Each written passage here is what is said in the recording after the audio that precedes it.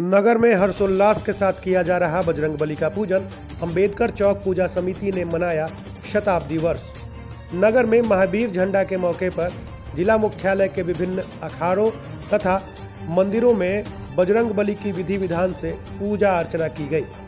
Buxar station road स्थित अंबेडकर चौक के समीप सर्वप्रथम भगवान की पूजा हुई। तत्पश्चात पारंपरिक शस्त्रों का पूजन भी किया गया। शस्त्रों के पूजन के पश्चात सभी श्रद्धालु नगर भ्रमण के लिए रवाना हो गए। इस दौरान कई युवाओं ने अपनी कलाकारी भी दिखाई और डंडा तथा गदा आदि भांजा।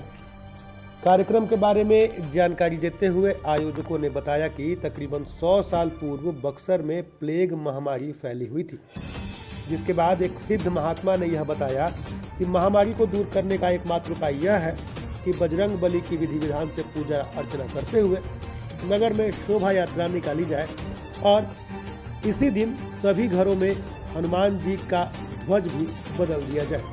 ऐसा करने पर महामारी दूर हो जाएगी। ऐसा किया गया और वाकई महामारी दूर हो गई, जिसके बाद से यह परंपरा आज भी निभाई जाती है।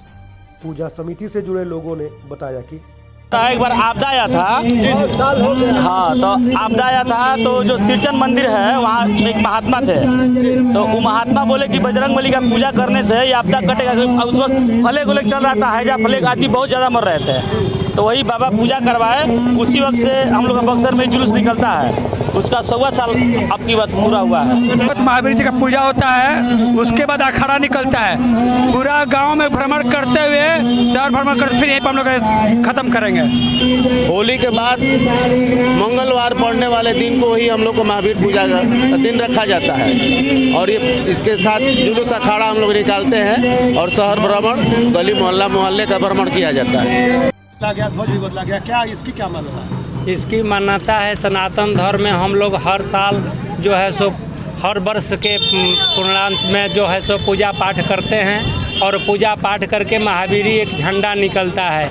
वह प्रति वर्ष जो है सो हम लोग एक नया झंडा और मूर्ति ले करके भगवान को समर्पण करते हैं और निकाल करके हम लोग भ्रमण करते हैं। यही प्रथा है हम लोगों का सनातन धर्म। मैंने देखा कि अस्त्र शस्त्रों की पूजा हो रही थी, तो आज हाँ, तो शस्त्र की पूजा, शस्त्र जो है सो भगवान का प्रतीक है, इसलिए शस्त्र का, अस्त्र और शस्त्र और शास्त्र, ये तीनों की पूजा की जाती है।